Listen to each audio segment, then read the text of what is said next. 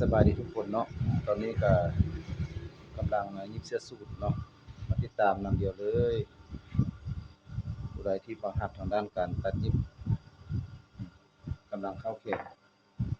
เสื้อสูท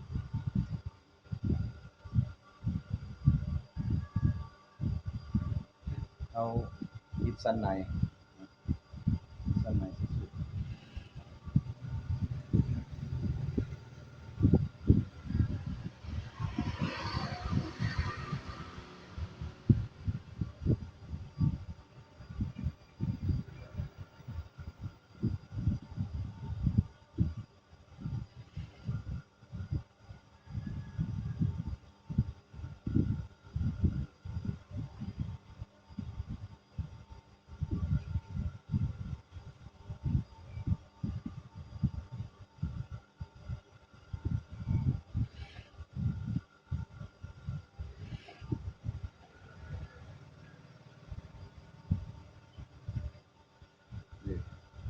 ตัวนี้สั้นใน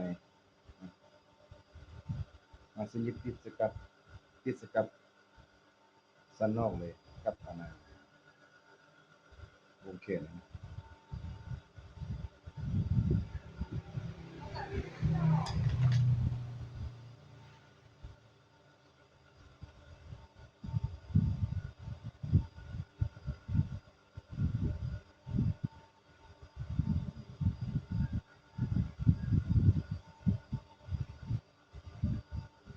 คันเฮาบ่ยิบใส่ให้มันเวลานุ่งมันจะบ่งามมันจะเคลื่อน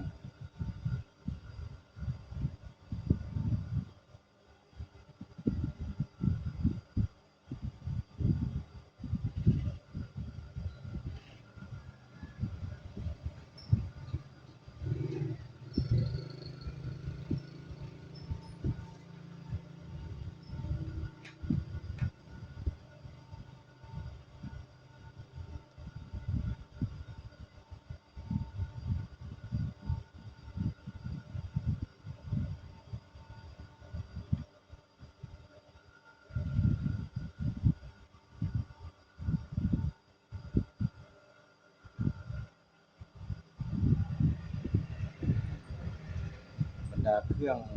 ประเภทเสื้อผ้า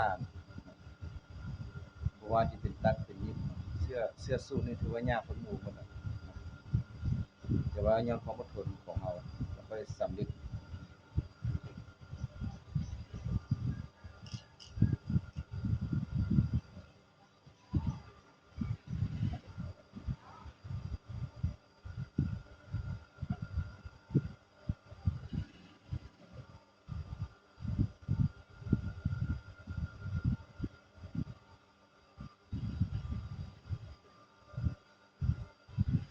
เข้าแล้วบ่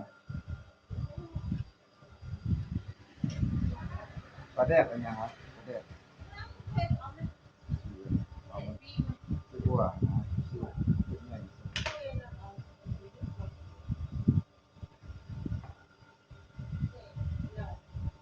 ใส่เวลา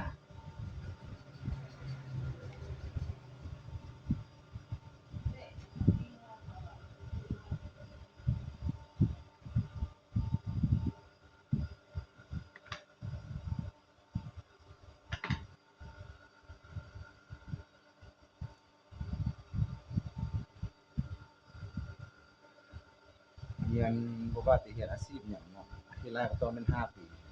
จังค่อยสำเร็จ5ปีจะเรียนตัดเครื่องนี่จะเป็นทุกอย่างประมาณ50ปี